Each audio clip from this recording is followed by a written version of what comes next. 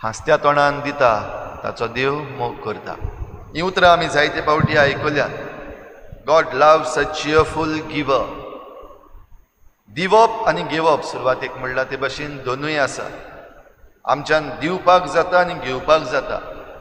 आनी जो हात दिता तो सदांच वयर उरता, जो हात घेता तो सदांच खाला उरता. हें आमी सगळीं आमच्या जिविताच्या अणभवांतल्यान जाणा. जाल्यार आयच्या दिसा भाव भयणीनो, एक नियाळ आमच्या दिवपाचेर आनी घेवपाचेर भोव करून जेन्ना ही परिस्थिती आमचेर आयिल्ली आसा, जेन्ना ही महामारी आमकां लागलेली आसा, जायत्या जाणांची कामां गेल्लीं आसात, जेवपाक खावपाक पासून उणें जाल्लें आसा, असल्या वेळार ही एक मोठी संदी जायत्या जाणांक आमकां मेळ्ळ्या. दिवपाची संदी. घेवपाची पाळी आमचेर आयल्या आनी थोड्यांचेर कडेन हाचे मुखार येतली. पूण असल्या वेळार एक नदर आयज आमी आमच्या गोंयांत मारीत जाल्यार जायते जाण भायर सरल्यात. जायते व्हॉलंटियर्स, जायते जाण आपल्या बऱ्या मनान रांदून दुसऱ्यांक दितात ह्या दिसांनी.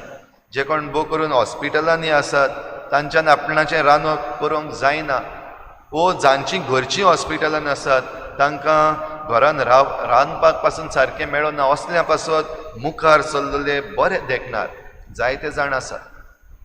भाव भयणीनो, तांचे दुबाव विरीत जायतो आशिर्वाद देवाचो पडटलो, जायतो आशिर्वाद असल्या मनशांचेर आसा तुमचे मदलीं. घडये जायतीं जाणां अशें करतात, हो आशिर्वाद तुमकां फावो, कित्याक जेजून म्हणलेलें आसा ही मजुरी तुमकां मेळटलीच. जाल्यार हे दिवपाक घेवपाचेर आनीक एक दुसरी बाजू आसा, ताचेरूय आयज आमी नियाळ करपाक गरज. दिता आसतना आमच्या मदल्या थोड्या जाणांक आमचें नांव सगल्याक गाजलेलें जाय. हांवें दिलां, हांवें दिलां, वो हांवें हें केलां. आनी ह्या पासत फोटोशूट्स जायते गरजेचे जाल्ले आसात. कसली एक बरी वस्त करीत जाल्यार फकत फोटोच येतात. पेपरांचेर फोटो आयल्यार पुरो, एक न्यूज रिपोर्ट आयल्यार पुरो, जालें, इतल्यान काबार. लोकां मदें लोकां बराबर आसूंक जायते जाण फाटीं पडलेले आसात. भोव करून जांच्या हातान पदवी आसा, जांचे लागीं आसा आनी जांकां जबाबदारी आसा, तसले थोडे मनीस फाटीं सरलेले आसात. तांकां आमी घडये उलो मारून कांसार जाल्ले आसा, तांकां घडये आमी तांचे लागीं अपेक्षा करून आमी घडये आयज कांसार जाल्ले आसा. जायते जाण आयज घडये तांकां गाळयोय मारपाक लागलेले आसात. पूण गरजेचें हें दिवप कित्याक? भाव भयणीनो, हे महामारीचें सोडून आनीक जायतें आमकां दिवप दिसती पडटा. तें जेन्ना एलिसांव येता तेन्ना मातशें पयलीं दिवप आसा, आनी दिवप हाचो हेतू आसा. ह्या दिसांनी जें दिवप जाता तें खेरीत भाशेन दुसऱ्यांक आदार करपाक, जे कोण गरजेक सांपडलेले आसात तांकां आदार करपाक. थोडे व्हॉलंटियर्स आसात, कोणाक दिसती पडना थंयसर, भोव करून खेड्या गांवांनी भितर गेल्ले आसात. तांचे न्यूज रिपोर्ट्स येना, तांचे व्हिडियोज येना, पूण ते दिता. हेतू दुसऱ्यांक आदार करपाचो. जाल्यार एलिसावांच्या पयलीं जो हेतू आसा तो आमकां सगल्यांक खबर आसा. ताची मजुरी जाय, आनी मजुरी म्हणल्यार तुजो वोट. तूं जरी तर वोट दिवचो ना जाल्यार हांव तुका दिवचो ना. वो उरफाटें म्हणूंक जाता. कोणाक दीत जाल्यार परतून मेळटलें, हे दिवपी आसा तांकां एकदम बरी भाशेन आसा. देखून सिलेक्टेड पॉकेट्स आसात तांकां हें दिवप जाता, कित्याक परतून मेळपाक जाय. आनी जेजून म्हणलां, असल्यांनी आपली मजुरी घेतली, थोडे तांकां वोट पडलो, जाली मजुरी काबार, आनीक कांयच ना, उरोंक ना. स्वर्गार बापाशी हे करनेक तुका मजुरी मेळची ना, उरफाटें जावंक शकता. कित्याक हें असलें दिवप आनी घेवप आसा तें पापाचें, तें पातकाचें. दिवप तशें घेवपूय पातकाचें. कित्याक घेता आसतना कित्याक घेता, तूं तुकाच विकून उडयता. आनी तुका विकून तूं तुजें मोत, जें मोलादीक मोत आसा तें तुका दिलां हो हेतू घेवन, की तूं म्हाका तुजो वोट दितलोय हो हेतू घेवन पापाचें तुका दिलां, तें तूं पापाचें घेता. म्हणटच हें दिवप जें एलिसावांच्या पयलीं जाता तें दिवपूय पापाचें आनी घेवपूय पापाचें. आनी ताची मजुरी मेळटली, सगल्यांक मेळटली. आनी आमकां मेळटा जेन्ना भोव करून एलिसावांच्या दिसांनी आमी अशें करून जे कोण फावो न्हय तसल्यांक आमी विचून काडून हाडून दवरल्यात, ते आमच्या माथ्यार बसल्यात.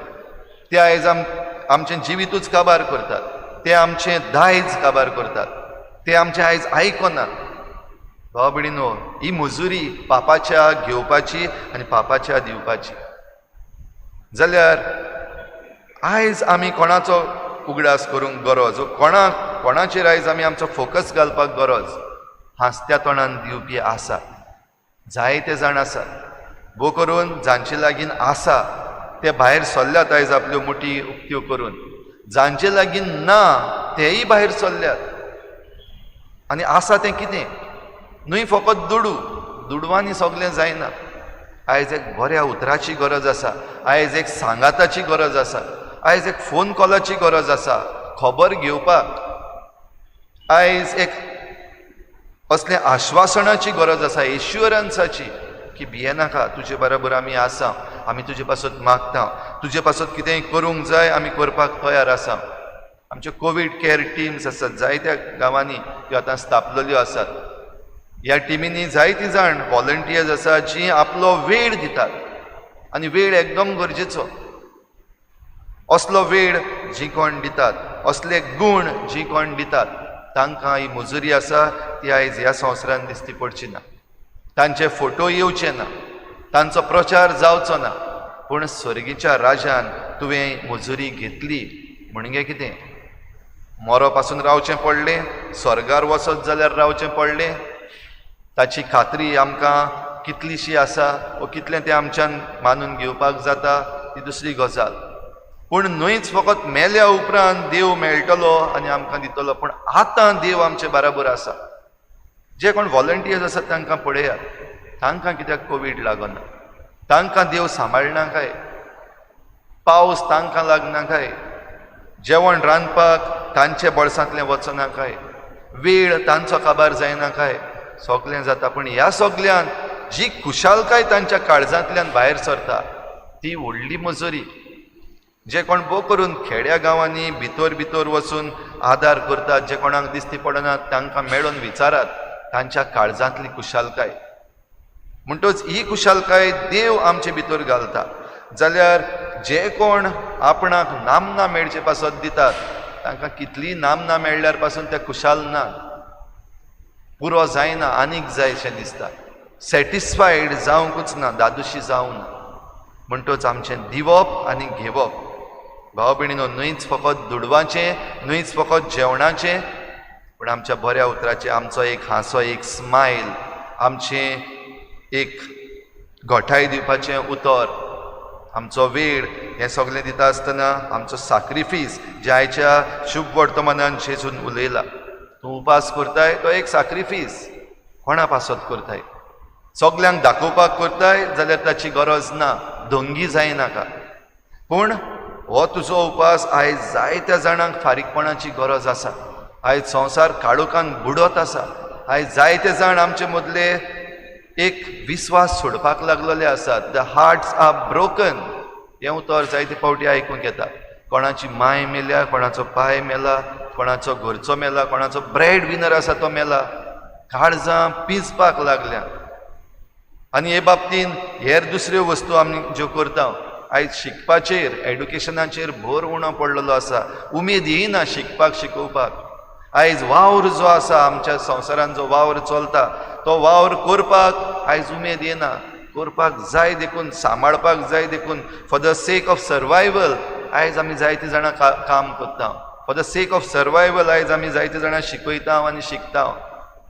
पूण ही उमेद जी आसा ती भायर गेल्ली आसा. जाल्यार आयचें हें देवाचें उतर आमकां घोटाय जावन दिता तेन्ना खुशालकायेन दिवया, धादोस जावया.